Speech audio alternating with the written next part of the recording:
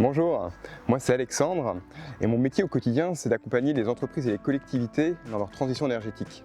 Et si je me présente sur la liste éco-citoyenne, c'est parce que je suis convaincu qu'on peut faire des économies assez rapidement sur notre facture d'énergie. Alors d'où on part? Déjà on part de France. Il y a 70% de l'énergie qui est consommée en France qui vient d'énergie fossile, du pétrole et du gaz naturel. C'est la même chose à l'échelle de la commune. En termes de dépenses, aujourd'hui on est autour de 400 000 € par an, donc il y a vraiment de la place pour faire des économies assez rapidement et substantielles. Le problème, c'est que la majorité actuelle n'a pas pris la mesure du sujet de la transition énergétique.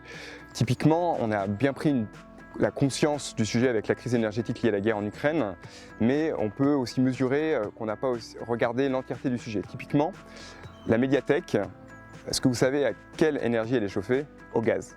Alors quand Poutine ou Trump va s'amuser encore à jouer avec nous, on va encore avoir une hausse de la facture. Vous pouvez prendre aussi la médiathèque et la maison de santé, donc c'est deux super bâtiments, ou en tout cas deux super projets, sauf que c'est des bâtiments de plein pied. Ils ne sont pas compacts, ils ne sont pas très économes en énergie dans l'absolu. Notre objectif?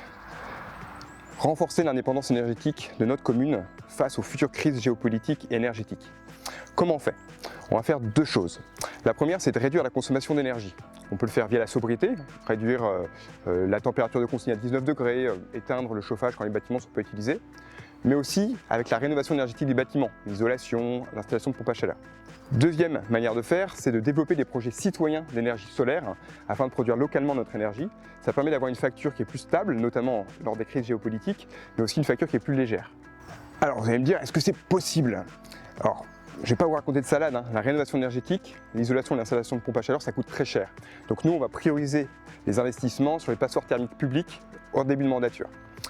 Après, le sujet des projets citoyens d'énergie renouvelable, ça c'est l'avantage, c'est qu'on peut faire porter ou coporter ce projet financièrement avec les citoyens qui auront derrière des retombées fiscales et économiques directes. Et enfin, il y a la sobriété. La sobriété, c'est ce qui me passionne moi dans mon quotidien au travail, parce que c'est des leviers qui sont de nature organisationnelle et en fait qui peuvent se mettre en place très rapidement. Et donc pour avoir des économies substantielles très vite, il n'y a plus qu'à l'organiser.